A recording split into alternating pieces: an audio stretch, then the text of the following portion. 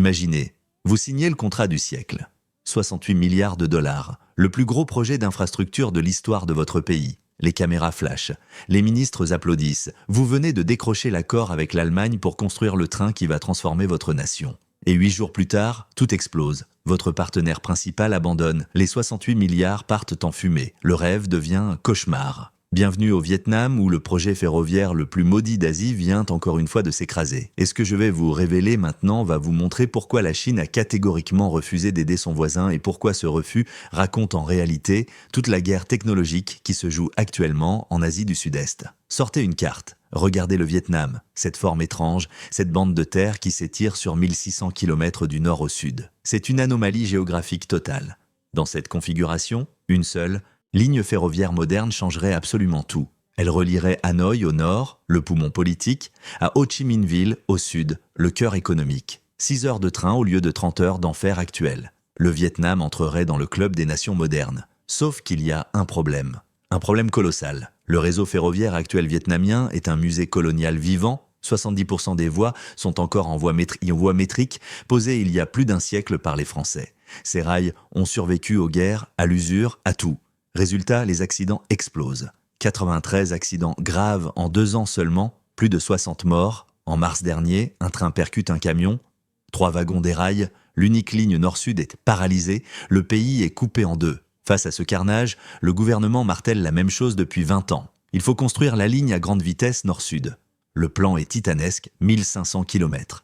Vitesse 300 km par heure. Budget initial, 56 milliards de dollars. Mais la géographie vietnamienne est un cauchemar absolu pour les ingénieurs. Le centre du pays est montagneux, vallonné, sismique. L'étude technique est brutale. 60% de la ligne devra passer sur des ponts et viaducs. 10% sous terres en tunnel. Moins de 30% au sol normalement. C'est un défi technique monstrueux. Et pendant 20 ans, ce projet reste bloqué sur papier. On réécrit le dossier encore et encore. Pendant ce temps, l'inflation fait son œuvre. La facture grimpe. 56 milliards deviennent 68 milliards de dollars. Pour un pays dont le PIB tourne autour de 430 milliards, c'est 16% de la richesse nationale. Un pari fou, un kit ou double national. Et puis l'an dernier, coup de théâtre. Vingroup, le conglomérat vietnamien géant, annonce un accord massif avec Siemens, le géant allemand. 68 milliards de dollars. Tout le pays explose de joie. Cette fois c'est la bonne, la stratégie change. Fini l'idée de tout construire. D'un coup, on va procéder par phase. Des tronçons pilotes d'abord, autour d'Hanoï, et Ho Chi Minh Ville, là où la demande explose. Objectif, des résultats rapides pour rassurer tout le monde. Calendrier fixé, premier semestre 2026, pour valider le tracé final. Le montage financier est complexe mais séduisant. Vingroup apporte 20% sur fonds propres. La banque centrale vietnamienne prête les 80% restants sur 35 ans, pratiquement sans intérêt. L'État est prêt à tout. Siemens ne vend pas juste des trains. Siemens fournit les systèmes, la signalisation, le cerveau du réseau, mais surtout, Siemens doit convaincre les banques internationales de structurer cette dette colossale. Sur le papier, c'est parfait. L'État apporte le soutien politique, le privé apporte le cash, l'industriel étranger apporte la techno et la crédibilité. Tout semble aligné. Mais pourquoi l'Allemagne et pas la Chine voisine ou le Japon, maître du rail en Asie? La réponse tient en un mot, durabilité. Le Vietnam ne veut pas juste un train, il veut un héritage. Siemens a plus de 100 ans d'expérience. Leurs systèmes sont réputés pour leur stabilité, leur faible taux de panne, leur coût d'un étau de maintenance maîtrisé sur des décennies. Mais il y a une raison encore plus stratégique, la promesse décisive de Siemens. Le transfert de technologie. Contrairement à d'autres, qui verrouillent leur savoir-faire, Siemens accepte de former les ingénieurs vietnamiens. L'idée est de permettre au Vietnam de produire progressivement ses propres équipements, de localiser la fabrication. Pour Hanoï, ce n'est pas un simple achat, c'est un bond industriel, c'est la promesse d'autonomie technologique future. À l'annonce, les médias vietnamiens titrent sur l'entrée historique dans le club fermé de la grande vitesse. On s'imagine déjà relier le nord au sud en 6 heures confortables. Le rêve est à portée de main. Et là, catastrophe. 8 jours, seulement 8 jours, après la signature triomphale, le ciel tombe. Vingroup transmet officiellement sa demande de retrait. Le géant vietnamien retire son offre sur les 68 milliards, sidération totale. Comment peut-on abandonner si vite après avoir signé en grande pompe? Le raisonnement de Vingroup est d'une froideur implacable. Vingroup a fait ses comptes. À la base, Vingroup, c'est de l'immobilier, du retail, de l'automobile électrique. Ce n'est pas un constructeur ferroviaire. Il ne possède aucune technologie cœur dans le rail. Dans ce duo avec Siemens, Vingroup était totalement dépendant techniquement. Pour une entreprise privée, immobiliser des ressources colossales sur 10, 15, 20 ans de construction avec un retour sur investissement incertain et lent, c'est suicidaire pour les actionnaires. Le risque était trop grand. Vingroup coupe la corde pour se recentrer sur ses métiers rentables. Ce retrait est catastrophique. Sans son partenaire local, Siemens se retrouve seul en terre, inconnu, qui gère le financement local, qui porte la communication politique, qui gère les milliers d'expropriations. Le relais vietnamien disparaît et tout l'édifice se fragilise. Le risque maintenant est que Siemens aussi décide de partir discrètement. Car l'argent n'est pas le seul obstacle. Sur le terrain, la réalité, c'est brutal. Il faut exproprier des milliers de personnes, reloger des familles, valider des études environnementales complexes. Chaque mètre de rail est un combat politique et social. Et surtout, passer d'un réseau colonial centenaire à une ligne à grande vitesse, dernier cri, ce n'est pas une marche à franchir. C'est un saut dans le vide. Sans un géant local comme Vingroup pour amortir la chute, le projet semble condamné à l'impasse. Pour comprendre ce désastre, il faut remonter dans le temps. Ce n'est pas un échec soudain. C'est une malédiction qui dure depuis 20 ans. Dès 2006, le Vietnam avait déjà tenté le coup. À l'époque, Hanoi s'était tourné vers le Japon. Le modèle visé était le légendaire Shinkansen. Technologie ultra mature depuis 1964. Zéro accident mortel en 60 ans. L'image de la perfection asiatique. Mais le Vietnam s'est heurté à deux murs. Premier mur, financier. La facture japonaise oscillait entre 50 et 60 milliards de dollars. Insupportable pour le Vietnam de 2006 dont l'économie était bien plus fragile. Même avec des prêts avantageux sur 40 ans, cela condamnait le pays à des décennies de dettes. Second mur, technologique. La proposition japonaise était totalement clé en main. Le Japon fournissait tout.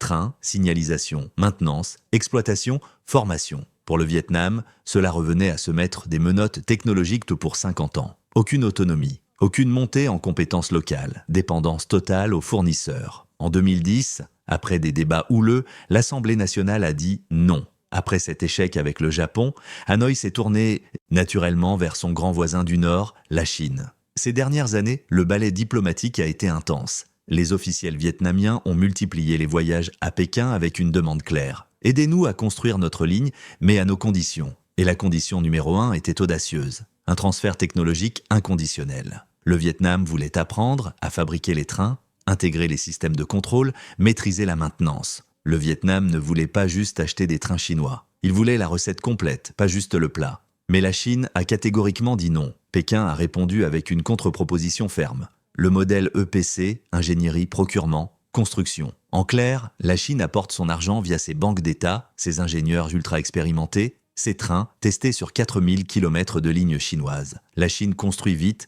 construit bien, gère l'exploitation initiale. Mais la technologie reste jalousement chez elle. C'est un dialogue de sourds. Le Vietnam veut l'indépendance industrielle, la Chine veut exporter ses services et garder son avance stratégique. Résultat, le projet sino-vietnamien s'est enlissé dans un silence glacial. Les négociations ont tourné en rond avant de mourir discrètement. Le problème dramatique, c'est que pendant que le Vietnam hésite, négocie, change de partenaire tous les 5 ans, le reste de l'Asie du Sud-Est avance à marche forcée. Regardez autour, l'Indonésie exploite déjà sa ligne Jakarta-Bandung construite par les Chinois. Le gigantesque chantier du train reliant la Chine à la Thaïlande via le Laos avance mètre après mètre. La carte ferroviaire régionale est en train d'être redessinée par le rail chinois. Une nouvelle géographie industrielle se met en place et le Vietnam, coincé dans ses hésitations, est en train de rater le train au sens propre comme au figuré. S'il reste absent trop longtemps, il risque d'être marginalisé, devenant une zone blanche au milieu d'un réseau connecté moderne. Pourquoi la Chine refuse-t-elle de partager sa technologie avec le Vietnam? La réponse est brutalement simple. Pékin sait parfaitement qu'un Vietnam technologiquement autonome dans le ferroviaire deviendrait immédiatement un concurrent sérieux pour exporter cette technologie vers d'autres pays d'Asie du Sud-Est. La Chine ne veut absolument pas créer son propre rival régional. Elle a passé 15 ans à développer sa technologie TGV en absorbant, adaptant, améliorant les systèmes japonais, allemands, français. Aujourd'hui, le ferroviaire à grande vitesse chinois est devenu une arme géopolitique majeure. Pékin l'utilise pour tisser des alliances, créer des dépendances, projeter son influence. Partager cette technologie avec le Vietnam reviendrait à armer un concurrent potentiel. C'est hors de question. Face à l'échec de la solution globale à 68 milliards et au retrait des partenaires, le Vietnam se retrouve aujourd'hui le dos au mur. 2 options s'offrent aux dirigeants. Première option, continuer de chercher le grand soir. Tentez encore de construire une ligne complète d'un coup sur 15 ans au risque de ne jamais rien construire et gaspiller 20 ans de plus en négociations stériles. Deuxième option, adopter une stratégie humble de petits pas. Construire un tronçon pilote modeste mais fonctionnel. Prouvez que ça marche. Rentabiliser ce segment, puis étendre progressivement le réseau sur 30 ou 40 ans. C'est le dilemme entre l'ambition politique spectaculaire et la réalité économique brutale. Entre le rêve et le possible, entre la vitrine internationale et l'efficacité réelle. La question n'est plus de savoir si le Vietnam aura son TGV. La question est de savoir combien de temps encore le pays peut se permettre d'attendre pendant que ses voisins construisent leur avenir. Chaque année perdue est une année où les connexions régionales se font sans le Vietnam. Chaque retard est un handicap économique supplémentaire face à des concurrents qui avancent. Le temps joue contre Hanoï. Ce qui ressemble à un simple échec d'infrastructure est en réalité bien plus grave. C'est un révélateur brutal des limites du modèle de développement vietnamien.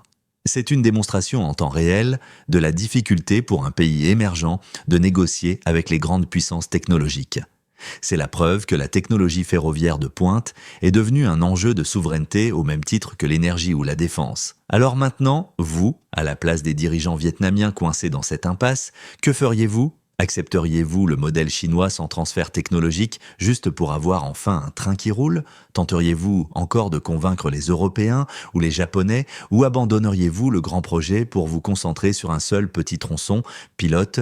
Faut-il s'endetter massivement sur 35 ans pour tout construire maintenant et risquer la faillite? Ou jouer la prudence absolue quitte à prendre 15 ans de retard sur les voisins? Dites-moi en commentaire ce que vous feriez exactement à leur place, parce que ce dilemme vietnamien, c'est le dilemme que des dizaines de pays émergents vont affronter dans les 10 prochaines années. L'ère des grands projets faciles est terminée. Bienvenue dans l'ère des choix impossibles.